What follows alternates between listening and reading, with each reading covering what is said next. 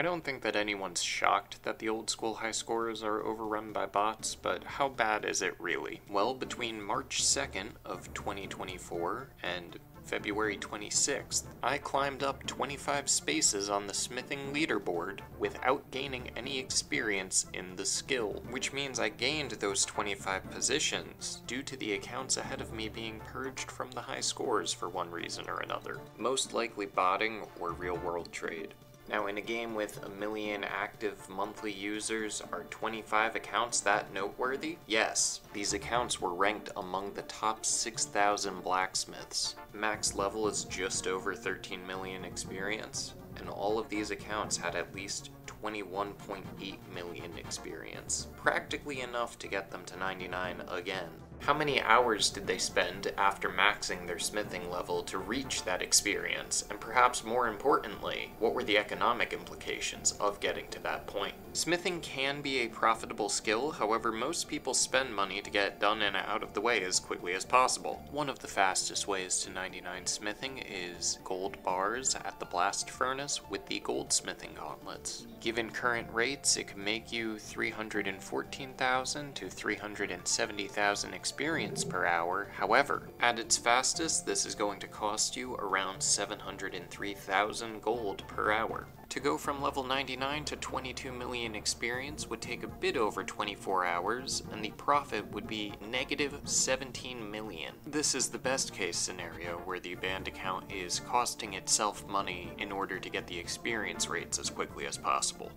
Alright, but what about profitable methods? Well, you can smith Rune bars at the blast furnace, still gain about 95,000 experience per hour, except you make 836,000 gold per hour. Now, to go from 99 to 22 million will take you a little under 95 hours, but you'll make over 79 million gold in the process. I'm going to mention smithing cannonballs not because I think it's a very useful method, but because it's AFK. Even doing double cannonballs, you only get 27.6 thousand experience per hour, 195,000 gold per hour. It would take you 325.5 hours to go from 99 to 22 million experience, and the profit would only be 63.6 million gold. But I mention cannonballs specifically because it is a very common activity to leave an alt account running on, which I find silly because dart tips are similarly AFK and more profitable and or faster. For example, mithril dart tips are 47,500 experience per hour,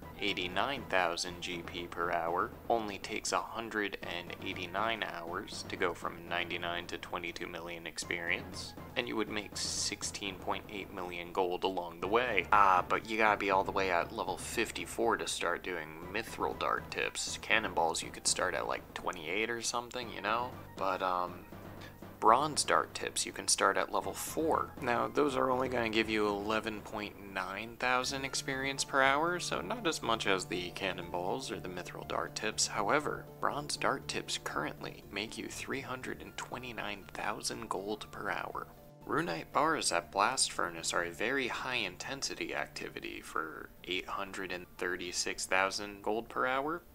Bronze dart tips are super AFK. Now it would take you a lot longer than any of the other methods, but it's also something you unlock at level 4. Now it'd take close to 758 hours to go from 99 to the 22 million experience mark that we're investigating, but you'd make 249 million gold. What if there's another method for both experience and gold? Smithing rune items, most specifically the rune 2H, the rune plate legs, and the rune plate skirt, don't become available until level 99 smithing, but it can yield upwards of 202,000 experience per hour. The GP per hour varies greatly over time, as it's directly tied to the cost of a rune bar. You might need 99 smithing in order to use this method, however, it is rather AFK, like 90 seconds at a time, and as long as you get a decent price for your runite bars, you can't really lose money, because the rune 2-hander, the plate skirt, and the plate legs are all held up in value by their high alchemy value. High alchemy is precisely where the economic concern comes in here.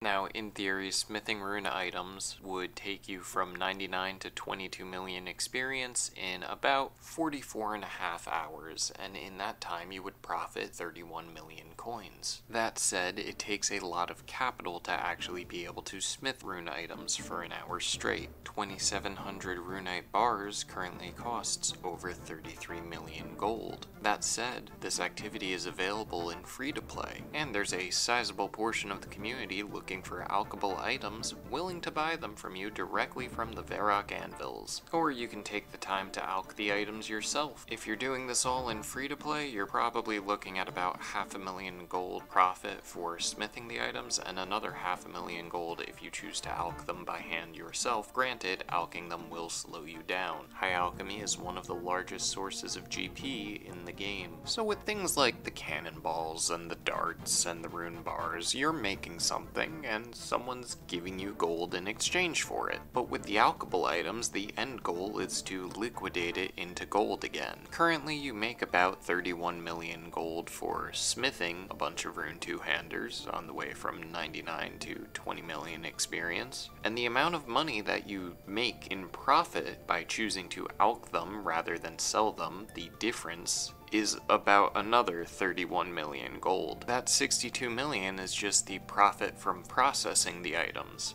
Going from 99 smithing to 22 million experience means making 39,847 rune two-hand swords.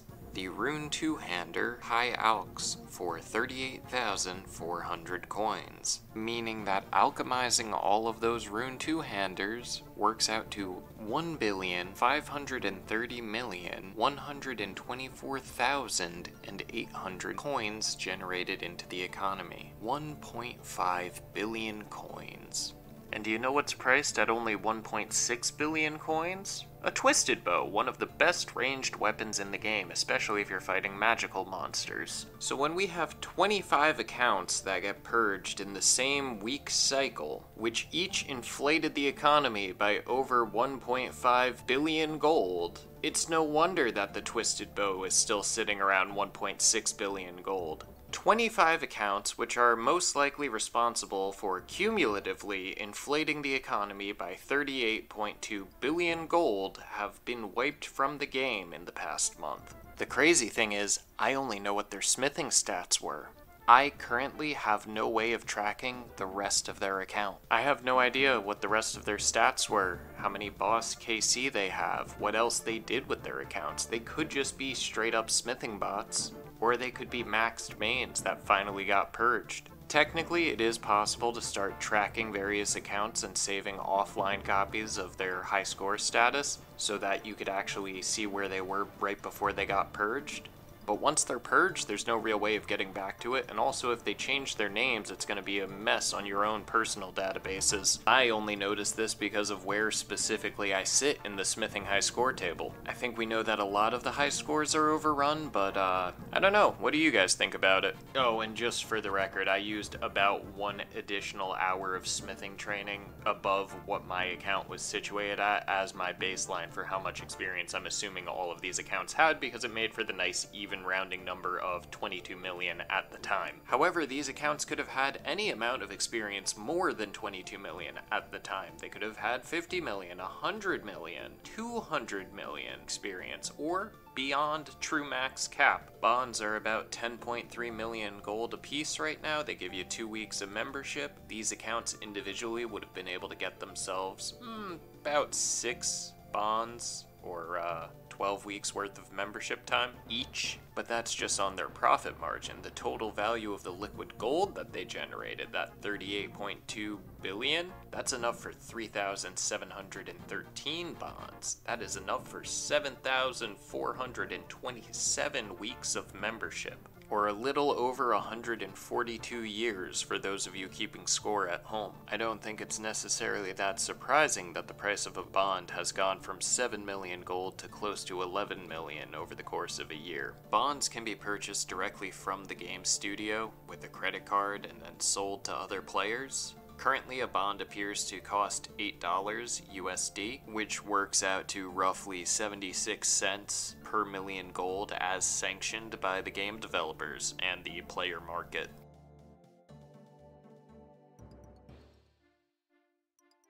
Players are forbidden from withdrawing money out of the game for a number of reasons, but they do it anyway. Not really here to explore MMO black markets at the moment. Let's just say that in order to peddle their wares, they have to sell things at a rate which is competitive to the developers, and by that I mean significantly lower, such that it offsets the risk of a customer's account getting banned for interacting with them in the first place. For the sake of argument, we're just gonna stick with the 76 cents per million gold as set by the price of bonds currently. You might ask yourself, why did it take so long to have these accounts banned? Well, we'll tell ya. If 100% of the gold that was inflated from the end of alching all of those Rune 2-handers was invested into bonds, you would have been able to buy just over 3,713 bonds, which are currently priced at $7.99 US, which means by leaving these accounts floating around inflating the economy for extended periods of time, the company has the possibility of earning $29,666.87 if all of that money is reinvested into bonds. I don't necessarily want it to be true, but I feel like there's a degree to which some of these accounts get away with things simply because of a system akin to engagement-based matchmaking. MMO economies are a fascinating mess. Anyway, this has been a Rob Nurgle rant. I'll catch you all later.